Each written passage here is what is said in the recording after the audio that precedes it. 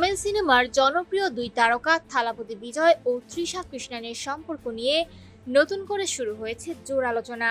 দীর্ঘদিন ধরেই পর্দার রসায়নের পাশাপাশি বাস্তব জীবনের বন্ধুত্ব নিয়েও ভক্তদের আগ্রহের শেষ নেই। তবে এবার একটি ছোট্ট সোশ্যাল মিডিয়া ঘটনাই যেন বড় প্রশ্নের জন্ম দিয়েছে। সম্প্রতি ছিল অভিনেতা ও তামিলনাড়ুর মুখ্যমন্ত্রী থালাপতি বিজয়ের 52তম জন্মদিন। প্রতি বছর এই বিশেষ দিনে সামাজিক যোগাযোগ মাধ্যমে বিজয়কে শুভেচ্ছা জানাতে দেখা যায় তৃষাকে। কখনো অপ্রকাশিত ছবি, কখনো আবেগঘন বার্তা, সব মিলিয়ে ভক্তদের জন্য সেটি ছিল এক ধরনের বার্ষিক চমক। কিন্তু এবার ঘটেছে ভিন্ন কিছু। বিজয়ের জন্মদিনে তৃষার পক্ষ থেকে দেখা যায়নি কোনো শুভেচ্ছা বার্তা বা বিশেষ পোস্ট।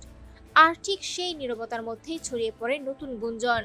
নেটিজেনদের একাংশ দাবি করছেন ইনস্টাগ্রামে নাকি বিজয়কে আনফলো করে দিয়েছেন তৃষা কৃষ্ণান। বিষয়টি সামনে আসতে সামাজিক যোগাযোগ মাধ্যমে শুরু হয়েছে নানা জল্পনা কল্পনা। অনেকেই প্রশ্ন তুলছেন, তবে কি দীর্ঘদিনের বন্ধুত্বে ফাটল ধরেছে, নাকি এর পেছনে রয়েছে এমন কোনো কারণ যা এখনো প্রকাশ্যে আসেনি।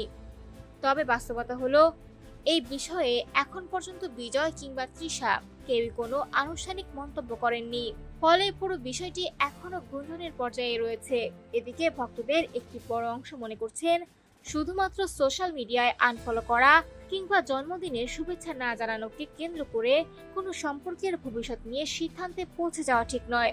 তাদের মতে এর পেছনে ব্যক্তিগত বা প্রযুক্তিগত কোনো কারণও থাকতে পারে।